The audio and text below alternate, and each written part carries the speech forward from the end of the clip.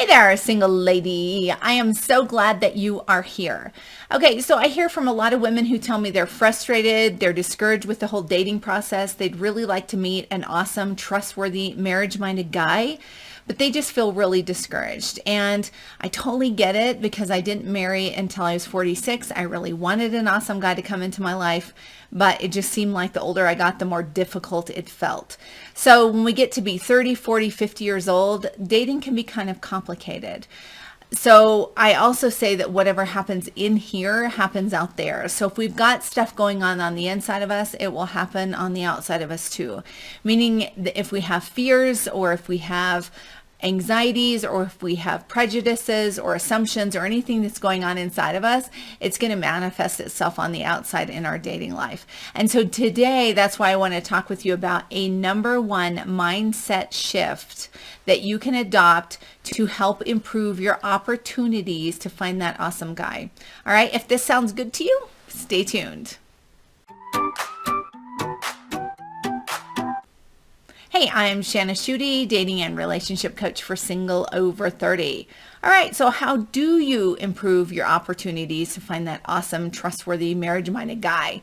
There are practical things that you can do, right? There are strategies that you can adopt. In fact, I teach an online dating challenge, and it's all about strategy for the most part, things that you can do. But there's also things that you can adopt on the inside of you or perspectives that you can change so that you can improve your opportunities. And that's what today is about. So in order to share a little bit more about this number one mindset shift, I want to share a little story with you. My husband and I live in the mountains in Colorado. And last winter, there was a grandmother and her grandson that came to visit us. And he was 12 years old. His name was Tanner. He'd skied before, but he was a little bit nervous. And he had said that he had skied on one particular peak near where we live. So in the area where we live, there are 5 different peaks that people ski on, and he'd skied on one of those, but we really felt like he should be skiing on a different one for his skill level. And so we really tried to encourage him, my husband and I, and had said, hey, have you tried this other peak? And he said, nah. And we said, well, how about trying that? And he said, no, I don't think so. He didn't even really know much about it. So we just continued to gently encourage him, and we shared all the reasons why we thought that he'd really love the experience of skiing on this new peak. And so then reluctantly he said, okay, I'll try it. And I could really tell that he was scared, and he seemed pretty convinced that something bad was going to happen, and also that he wasn't going to like it even before trying it. However, once his grandmother and him came back to our house, he was so excited. He said he liked skiing on that peak better than anything he had tried before. He liked it a lot. So the problem is, this applies to dating as well, because lots of times we don't know what we would or wouldn't like until we experience it ourselves. So sometimes we base our dating decisions off of fear, off of some sort of prejudice that's based off of a past experience that we had. Like, for example, there was a woman that I knew in college, and she had dated a couple guys named Bob, and both of the Bobs turned out to be bad. And so she decided, I'm not ever dating another guy named Bob again, right? So even if there had been a good Bob that had come along, she would have immediately discarded him based on her previous experiences that created a prejudice or assumption inside of her that they were all just going to be bad. So the problem is when we make decisions based off of fear, based off of prejudice, based off of an assumption like there's no way I'm going to like that, or maybe even off of someone else's opinions or what we have seen happen in other people's lives, then the problem is it can really rob us from some great opportunities. So the reason why too is because we're not really making decisions based off of trustworthy information. We may have developed these biases from all different kinds of sources or for all different kinds of reasons. So we're bombarded with information constantly everywhere. We might read something in a magazine. We might hear something on a movie. We might hear something that our neighbor said about her husband, whatever it was, or the things that we absorbed growing up, whatever it was, these blanket sort of judgments and biases can really get us into trouble. I once coached a woman who told me that there was no way that she was going to date anybody long distance because she said she really liked where she lived and she just knew that she wasn't going to be happy anywhere else, right? So I totally get the whole thing of loving where you live and not wanting to leave. But she liked where she lived and she was like, I'm not going to move. I'm not going to move away from the beach. Well, the problem is that she didn't have enough information. And here's how I know that is because she hadn't met a man yet, right? So over here is the beach and it's weighing really heavy on this scale, but there's nothing over here on this like weight yet. There's no man over here, and maybe he would start to be more weighty or carry more importance than the beach. But the reason why she was so reluctant is because she didn't have enough information to make a decision. She didn't have any idea what it would be like to have a really awesome man love her and care for her, somebody who would adore her and treat her maybe like she'd never been treated before. She didn't know what it might be like to meet new people in a new community and develop new friends. She didn't know what it might be like to have a new home or what a man might provide for her or how he might care for her, right? So when we make decisions this way, like I said, it just doesn't help. There's a couple that met inside of a singles group that I started on Facebook, and she was from the Philippines and he was from I believe it was South Texas, maybe East Texas, but Texas nonetheless. And at the time she was living in Australia. So they met inside of this group and she decided that she was going to come to the United States to hopefully meet some friends that from the United States that were in this group. So she put it out there that she was going to go to Disneyland and she hoped to meet some people. And so this guy from Texas said, hey, I might meet up with you there. So he was interested in getting to know her better. So he hopped on a plane and flew clear to Los Angeles so that he could meet her at Disneyland. And wouldn't you know it, nobody else from the group showed up. So it was just them.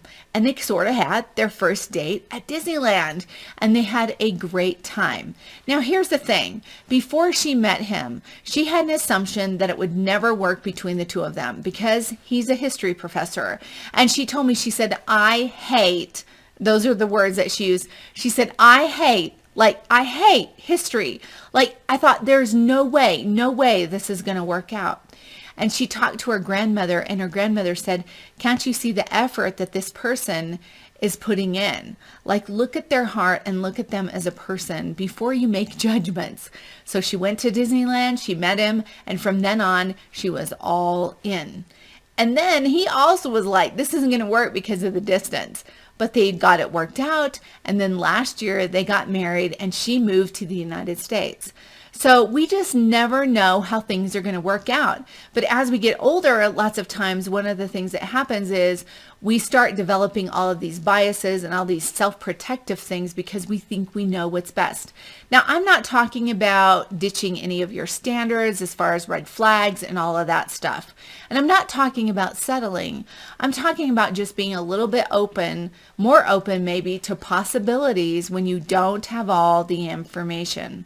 Let me give you another little story. My husband and I, when we got married, we moved to Chicago. But prior to that, he was living in Colorado Springs and I was living in Atlanta. And before we got married, we went out to eat and he had this job opportunity in Chicago and it was in the city. And he said, Shannon, I just don't want to move. It's Chicago. And I said, well, you just never know. It might turn out being this huge blessing, right? So we were just trying to be open for what was in front of us at that time. Because have you noticed in all of life, you never get more than just the light for the step that you're on. That's all you get.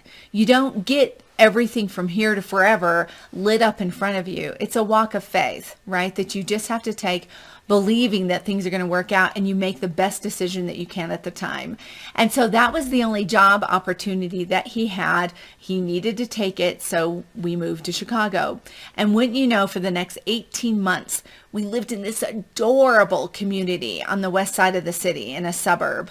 And it was so awesome. There were tree-lined streets and people push their babies and their baby strollers along the sidewalk, and kids walk to school, and there was just cute little candy shop on the corner. And I always say it sort of looked like Mayberry, if you're familiar with that. I was always waiting for Opie to come around the corner because it was that sort of cute, just adorable little kind of community. And we loved it there, and it felt like home. And wouldn't you know that one of our girls, and I call them our girls, but my husband's daughters, she moved about 1.5 miles down the road from us with her new husband, and they had gotten married just a couple months before us. And so we got to know each other as couples, and it was just such an awesome time. And so you just never ever know how things are going to work out. When I shared this perspective about just being open, right? This woman inside of Facebook said, this is exactly what I've been saying. She said, me and my fiance, we're going to get married next year. And she said, I wasn't open to dating him because he lives about 4 hours away. But she said, it's just worked out. He comes and visits me. And she said, it's just an awesome, awesome relationship. And so this is an example. Long distance stuff. Lots of times people say there's no way it can work, but it works for lots of people, right? My husband and I, we dated long distance, and it turned out to be a great thing. And so again, I'm not talking about settling, because you would never ever commit to someone in a committed dating relationship or commit to them in marriage if you felt like you were settling, right? I'm just talking about being open to seeing how things might work out and how your story might be written in a way that you had never anticipated. All right. I hope this has been encouraging to you. And before I go, I want to let you know about something new that I have coming up in October. I have a new class. It's for men and women, single men and single women. It's called What Men Want in a Woman and What Women Want in a Man.